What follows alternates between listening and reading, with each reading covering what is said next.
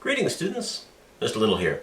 And today I'm not talking about anything that has to do with history. I'm going to talk about something that's near and dear to my heart. So, see this lovely pile of books here? This lampshade, this lamp neck right here? This is not a prop. This is, in fact, a functioning, operating lamp.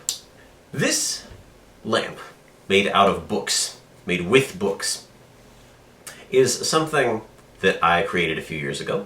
And this is a really big hobby of mine.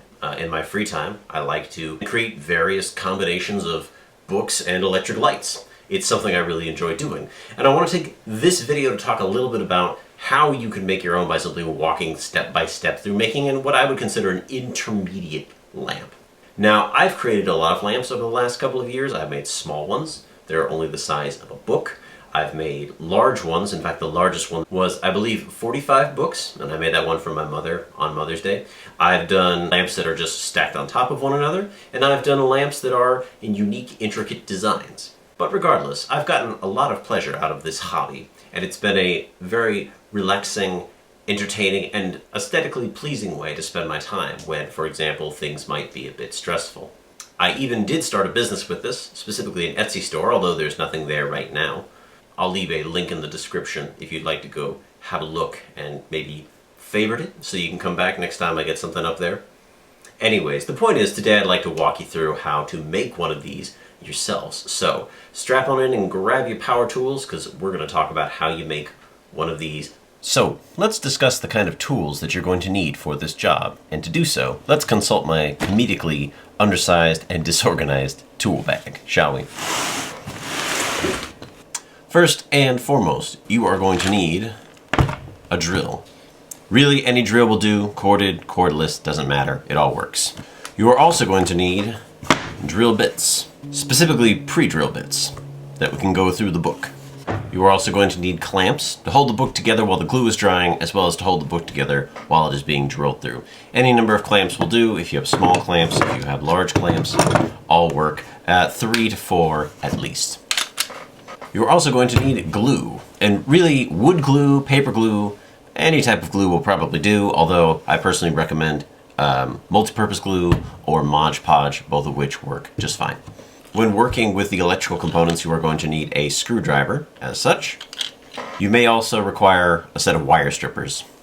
You are also going to need a brush, any brush will do, to apply the glue. You will need a ruler, a pen or pencil, and last but not least, a Dremel tool. If you happen to not have a Dremel tool, that's okay. You can also use a hacksaw and box cutters. I'll explain where you can do that when we get there. You may also need a set of pliers. It's always good to have one handy, just in case. In terms of electrical components for this lamp, you're going to need a few things. You're going to need a set of wires with a plug. Standard American plug, standard electrical wires. You're also going to need lamp components. So in this case, this is from another lamp that I disassembled and used for something else. Now this long rod right here is actually called the lamp pipe.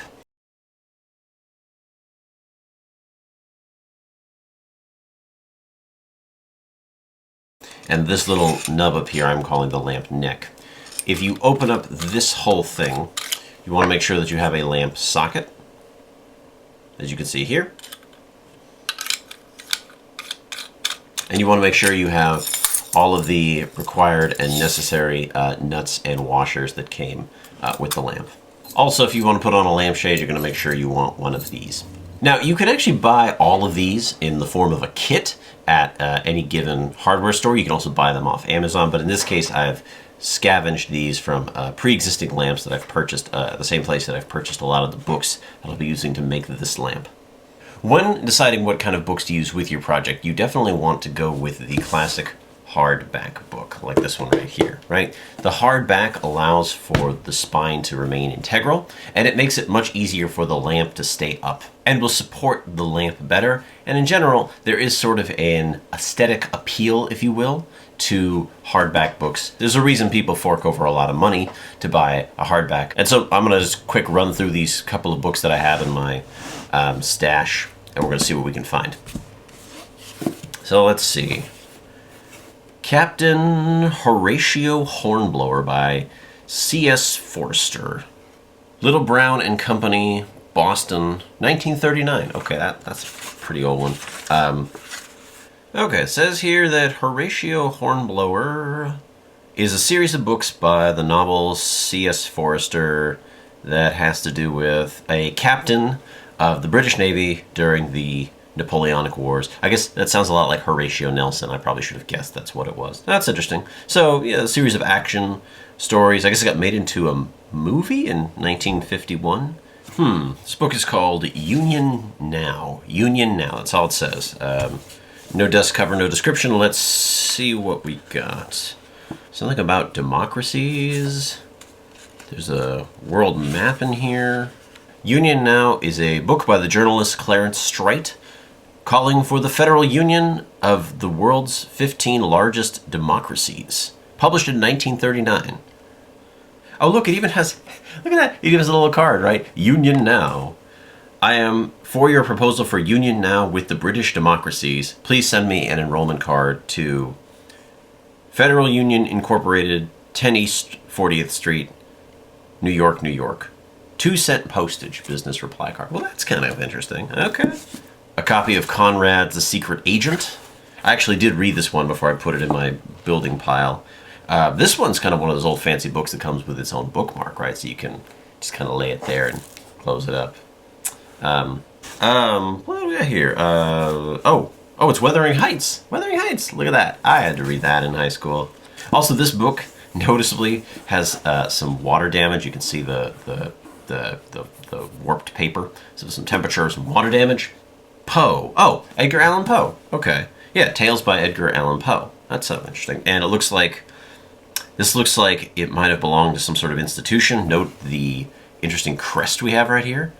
Oh, it's even got a name in it, too.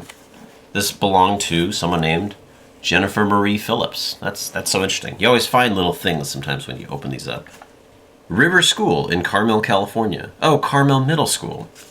And River School. I wonder if those are still around. They might be.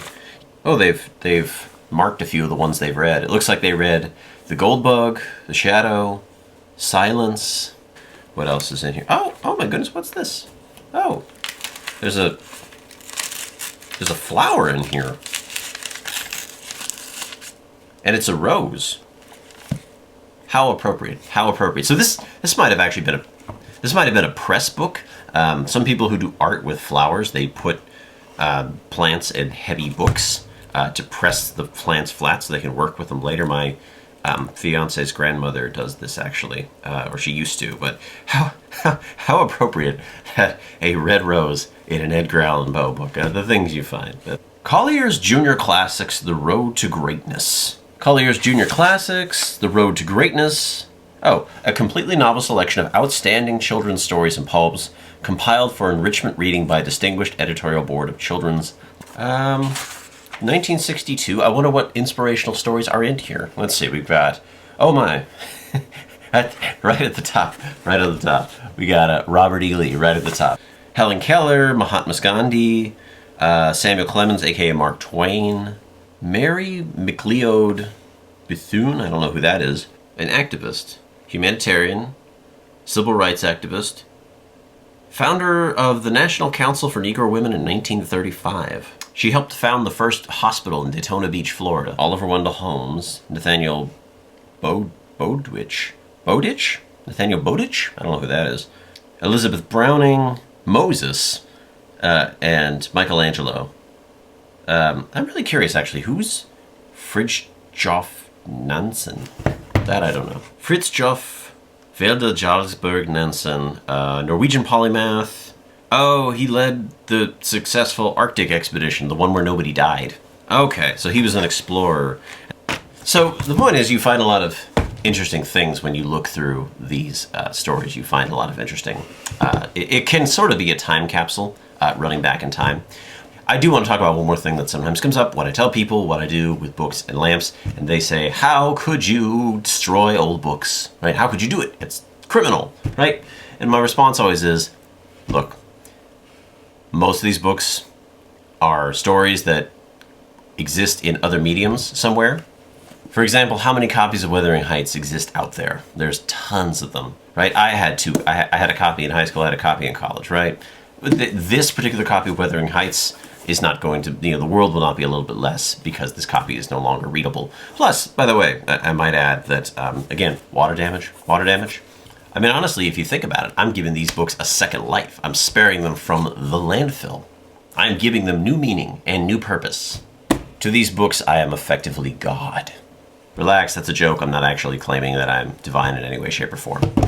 So let's talk a little bit about how you organize it before you actually start to get to work creating your lamp.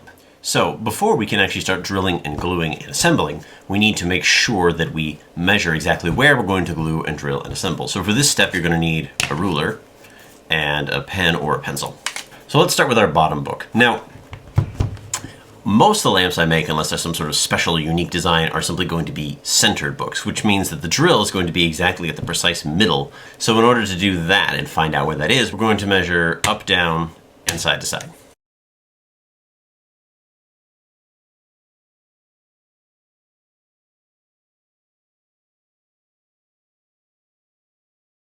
And always give maybe 1/10 of an inch, especially if it seems like the bow of the spine is coming out. Now in this case, it's relatively flat, but sometimes you get very, very outward spines, and so just maybe give it, if you need to, give it 1/10 of an inch extra there.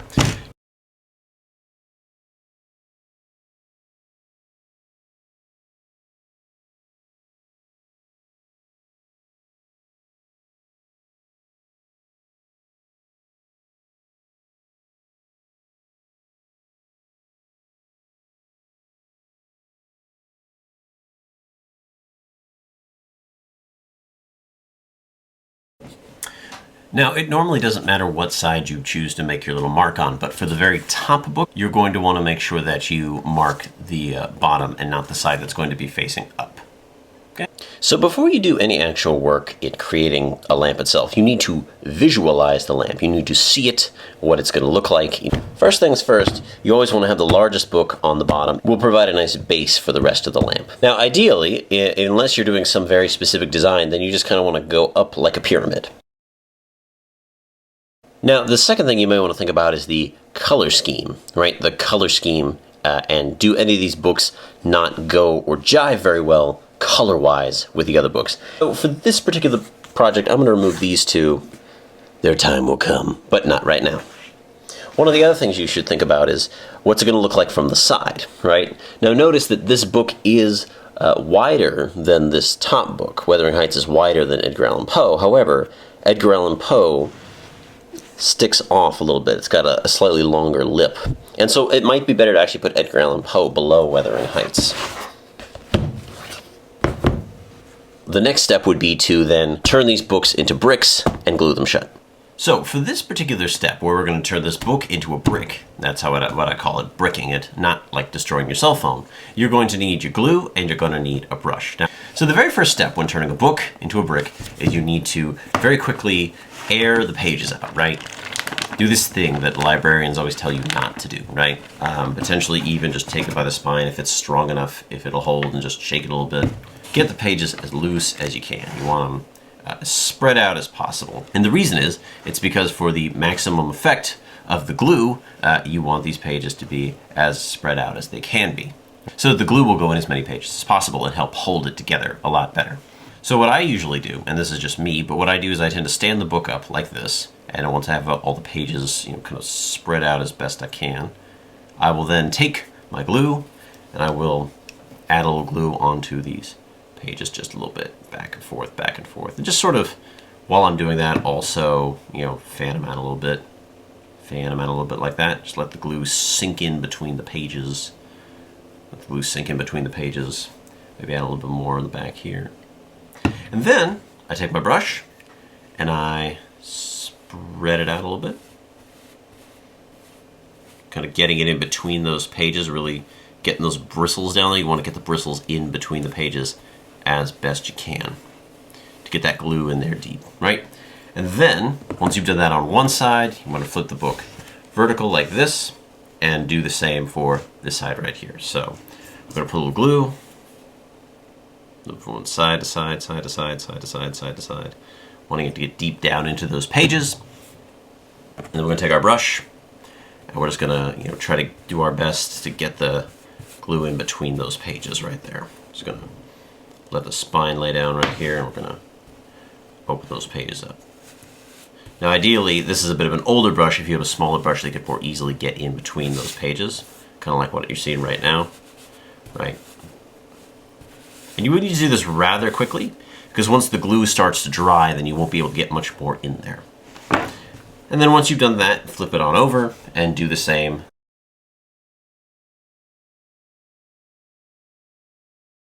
Once you've gotten your first layer of glue in, and each side has been glued at least once down, what you're then going to want to do is run the brush along the newly glued pages. So this is where you can add a second layer that is not of glue but of Mod Podge to help hold everything together. This is what I like to do, although this is totally optional and you don't have to do this.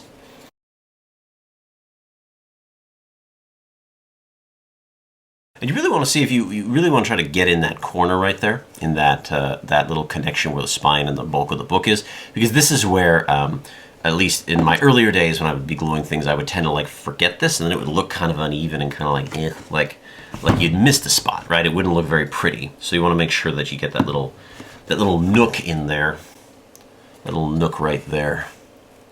Make sure you get that little nook right there. Make sure it also gets some Mod Podge. Now, of course, I said you don't have to worry if you get a little bit of Mod Podge on the hardback binding right there, but you do want to be careful not to get any on the front, potentially, if this is one of the books that's then going to be visible on the top of the lamp. So you do want to be careful there. And then the last thing you want to do before you're done turning this into a brick is to make sure that there's nothing, no debris that might have gotten stuck in with the glue, like a bristle or a hair. And it looks like a bristle did get stuck, so I'm going to just grab that and pull that off. If it dries, then it's going to look ugly. So you just want to, one final smooth coat,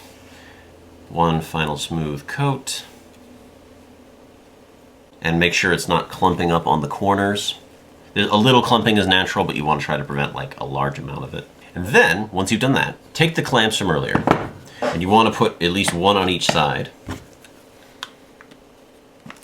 I also like to do it diagonally because it helps keep more area of the book down. But essentially, this is what you want to do in order to compress the glue and keep it together. Because, if you remember, we fanned out the pages to get the glue in between the pages. If you don't compress it back now with the glue in the pages, it's possible the pages might naturally sort of puff back out. And then give it maybe like, I just say an hour perhaps. Maybe go do something else. Go for a walk, go for a jog, go for a bike ride. I don't know, go watch a movie or something. And so what I'm going to do now is I'm just going to turn the rest of the books into bricks.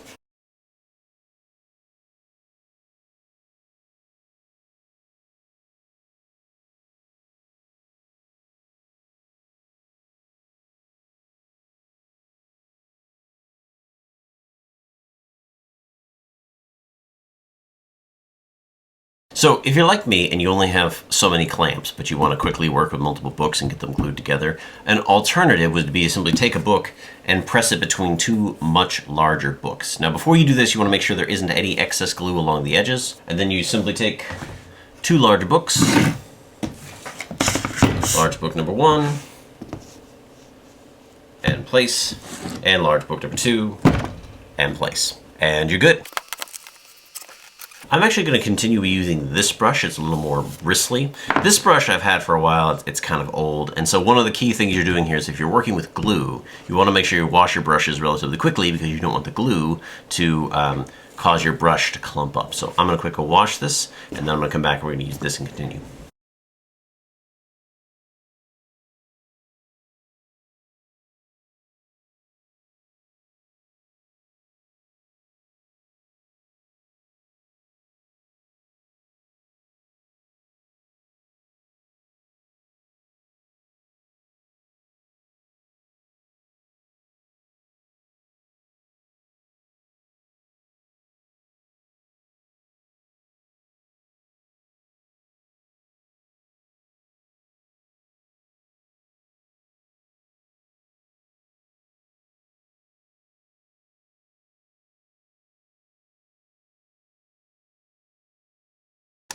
Now, while we wait for the glue to dry, make sure to clean up all of your glue instruments and make sure you wash your brush quickly in warm water. And then I would say take a half an hour and go do something else. I'm gonna go make some lunch and go for a bike ride. Alrighty, our books are ready. Have a look at this. Right, give it a little tap. Solid as a rock. These are ready to become part of a lamp. But before we can start the drilling, we have to do a couple more steps of planning. One additional question we have to figure out is, where is the wire going to come out of? That is the plug. Where's the plug cable going to come out of? Now, if you work with a lamp that had a built-in base and you just put the books on there, then it's not a huge deal. For example, this particular lamp had a base, and so the wires just come out from under the base, which is underneath this bottom book. However, the materials that we're working with does not include a base, and therefore we're going to have to do what I did with the Winston Churchill lamp, which is to drill a hole in one of the books from which the cable will come out of. Right, so in this case, there's a hole drilled here, the cable comes out and then runs down. So for our lamp, the question of where should the cable come out of the back is a good one. In this case, the cable should probably come out of here. Since this Edgar Allan Poe book is the largest, it will be the easiest to drill directly into and then run the cable through. So that's what we're going to do. This also means we have to start planning for something else. Remember this metal rod? This is the lamp neck, so we need to figure out how deep it needs to go. Placing it side by side, we can see exactly how far down it's going to need to go. So somewhere around here. And this is not something that needs to be super exact. You can eyeball this and it's not the end of the world.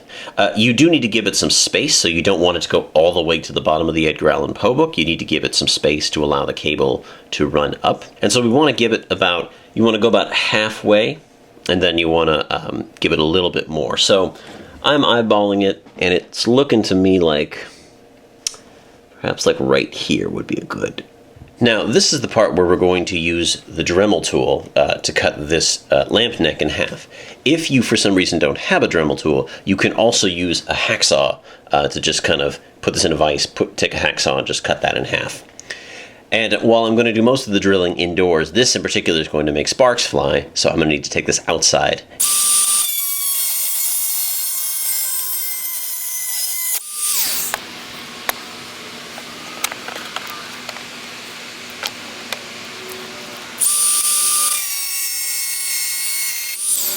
Alright, now that we have a lamp neck that's the right length that we need, we're ready to proceed to the next step. The thing to keep in mind is we're going to drill through the top two books all the way through. So, Wuthering Heights, as well as Horatio Hornblower, we're going to drill all the way through one end to the other. However, for Edgar Allan Poe, because this is where the wires are going to come out of, we're only going to drill about midway through, and then we're going to drill in to create a little L-shaped channel for the wires to go through. When choosing a drill bit, it's good to make it just slightly larger than your lamp neck as it is. So an easy way to do this is to simply take a drill bit and see if the drill bit will go into the lamp neck. No, not this one. So we will use a 5/16 bit and 1/up, in case that's too small, a 3/8 bit. Alright, so we are ready to go. Two things to note. One is, never drill onto any surface that you would not potentially want to see damaged or ruined. Ideally, I'd be doing this in some sort of workshop or garage. Unfortunately, I have access to neither of those right now, so this is my regular workspace. However, this is just a piece of wood. Make a problem. Even if it scratched it, I wouldn't mind. But don't ever use a power tool in a place that you wouldn't want to get damaged. Second thing. Here are the clamps, and we're going to use those because if we don't use those, and this is really important, if we don't use the clamps while we're drilling, the vibrations from the drill are going to potentially mess up the pages on the side. Right now it's nice and crisp, the glue is holding in place. However, the pages could potentially be frayed and frilled during the drilling if we don't keep it clamped. So it's really important to do this. My first couple of lamps looked terrible because I didn't do this, okay? The other thing is always, always, always practice very basic safety. Make sure you are wearing protective eyewear. It sometimes is possible that the drill bits can become stuck in the book and cause it to spin. Ideally, I'd be having a vise. I'd be holding this in place with a vise. However, I'm going to be using my hand to hold it at least partially in place while I drill. As this book is not terribly thick, and I don't think it's going to take very long to punch all the way through. With that said, let's go ahead and let's drill.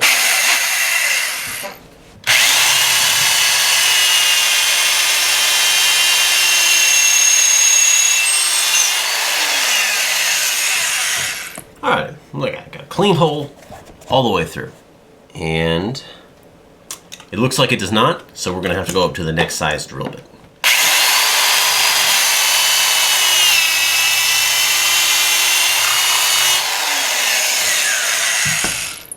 Aha, there we go. Alrighty, that slides through pretty easily, so we'll be sticking with this drill bit going forward. Alright, let's do all the other ones.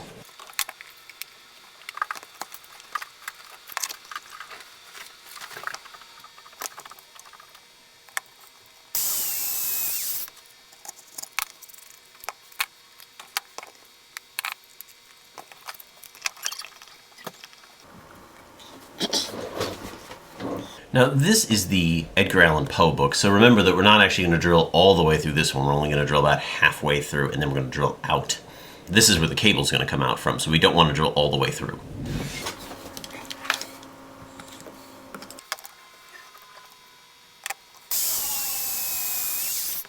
I give it about 15 seconds or so, 10, 15 seconds, so I don't go all the way through, just count to 10.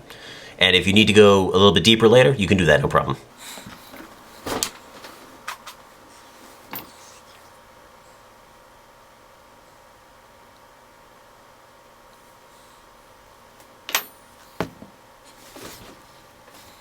All right, now we're going to drill directly into the book in order to connect with the hole that we just drilled to create a little L-shaped channel where the wire is going to go through.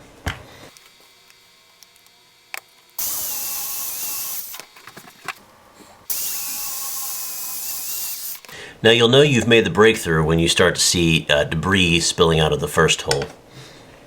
Alright, so I've had to turn the lights on here just because the window light is starting to fade. But alright, we've got the holes drilled, but the problem is you now notice is that you've got these little rings with warped and bent up paper that's going to prevent the books from lying flat when you want them to lie flat. Now there's two ways to go about this. One is you can use the Dremel tool to just sort of buffer down by using the sandpaper attachment. You can just buffer down a little bit. But if you don't have a Dremel tool, you can use a box cutter. I found is one of the easiest ways. You can just easily kind of cut around the edges. And that's what I'm going to show you right now, how to do it yourself. So, just going to start by cutting off some of the excess, carefully in a circle.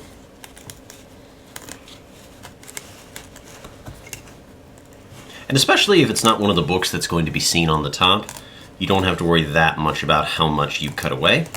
You can go a little aggressive. We just want to get some of that top stuff off. All right.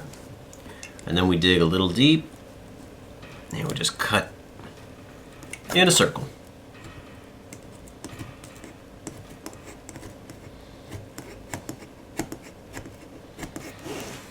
Just cut in a circle.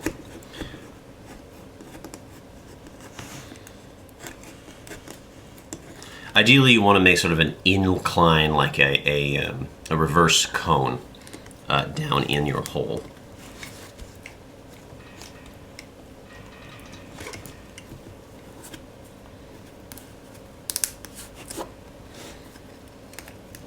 The warped paper is making this one a little difficult.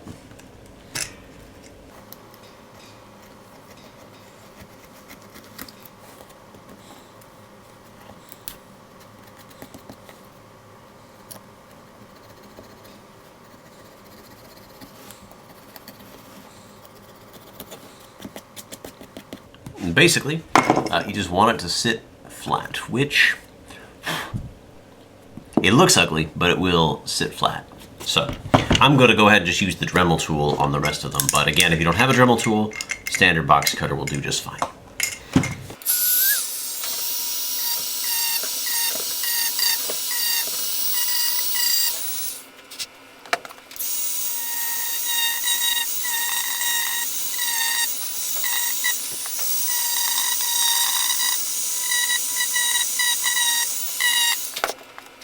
You're gonna check that out. Nice and flush right there. Nice and flush right there.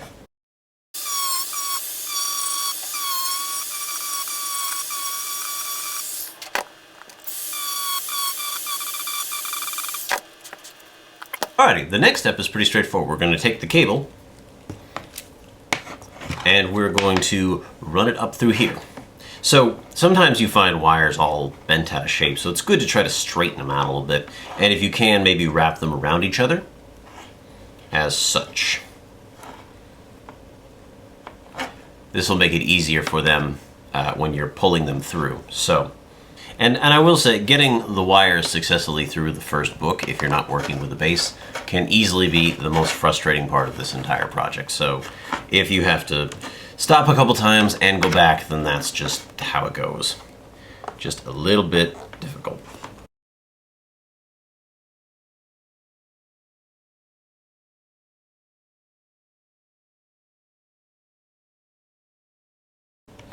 And sometimes you'll think you've got them and you just pull one through. So, which will then lead you to ask, where's the other one? And require you to do a little retwisting.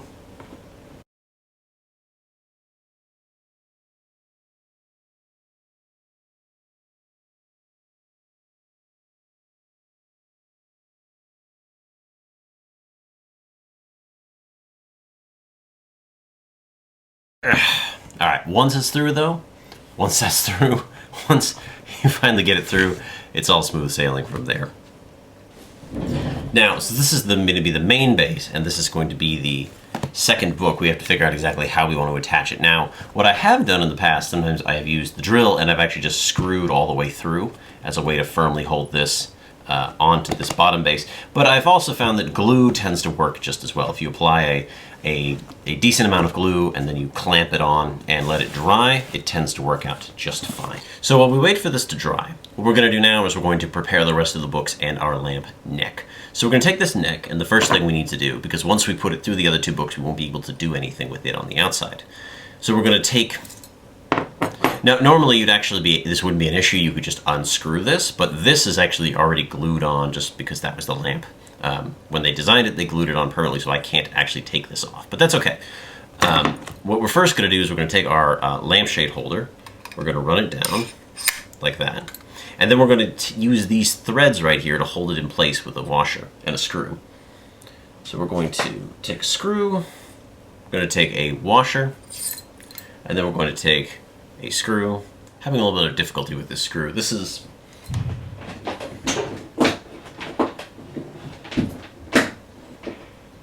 where a nice set of pliers comes in. Then we're going to go ahead and put on the decorations on the lamp neck that will cover up the gash, the wound from drilling through the book. And so our lamp neck now looks like this. And then we're going to go ahead and put it through the first book, so we want to make sure that we know exactly how we want it to look. So we're going to have it looking like that. We're going to run the neck through there. And voila. All right, that's how we're looking so far. And then once this is dry, we'll go ahead and just attach it here. But while we wait, we're going to take the cable and we're going to run it through the neck.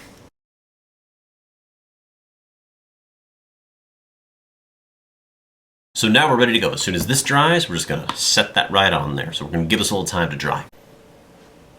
Alrighty, now that the glue has dried, we can go ahead and place these on and complete, at least initially, our lamp assembly. So you twist the lamp neck a little bit, you'll tighten it up. Now at least structurally, our lamp is complete. Doesn't she look beautiful? Awesome. Alright, now one question I always get is, do you want the books to be free spinning like this? Right? Now, I go either way on this, quite frankly. I don't care if you want to have your books be spinny or not spinny. Over time, it will make it harder to keep the lamp together. And when you make your own, you can make the call on that. Alrighty, we are almost done.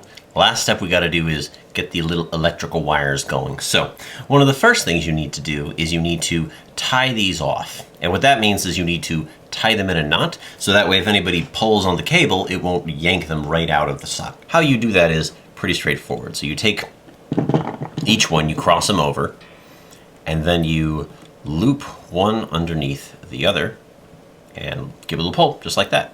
We need to get these wires attached to our socket. So it doesn't really matter which side you put them on, but what you need to do is you need to wrap the wires around these little screws right here. We're going to take our screwdriver, we're going to unscrew the screws right here that are on the socket wires, and we're going to need to put them in between the screw and this little metal part right here. So we're going to need to wrap them around the screw. If for some reason you need it, this is where you'd bring in your wire stripper in case maybe like you need to cut off a little edge right here. But in this case, what we're going to do is we're going to take this and bend it into a little little hook shape. Make a little hook shape out of it. Then we're going to go ahead and wrap it around. I'm going to go ahead and wrap it around this screw.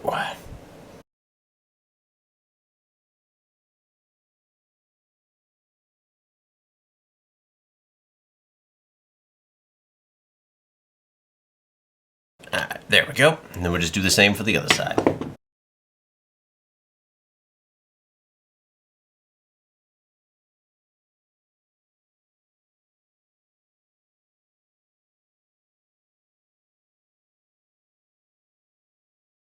All right, and we're ready to go. And then if you have any extra cable, you can just go ahead and pull it through.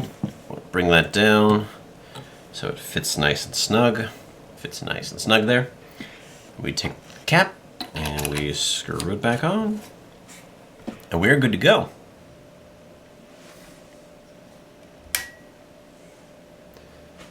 All right, it needs one more thing, and that is it needs a lampshade to make it look good. So let's get a lampshade on here. Doesn't she look beautiful? It's a bit of an oversized lampshade. It's one I use for demos, but doesn't she look beautiful? Now, I'd recommend, I would not personally consider this totally finished, although it is functioning and it is aesthetically finished. And assuming that you're not going to move this particular lamp around, then it would pretty much be finished. I might recommend putting a little more glue around here just to secure this area, and maybe putting a screw between Wuthering Heights and Edgar Allan Poe just to hold everything in place. But yeah, in short, this is how you take a few books and you turn into a really nice lamp. The greenish grayish hue would go nice in any living room. And of course, the nice thing about lamps is you could customize the shade if you'd wanted to. Anyways, I just wanted to share this with you. This is something that's a really big deal to me. It's one of my favorite hobbies. I hope you found this really interesting, and maybe it inspires you to look around for some old books that no one in your family wants anymore, and maybe do a little crafting on your own. Anyways, I want to thank you for joining me and walking through these steps with me. My name is Mr. Little, and I'll see you next time.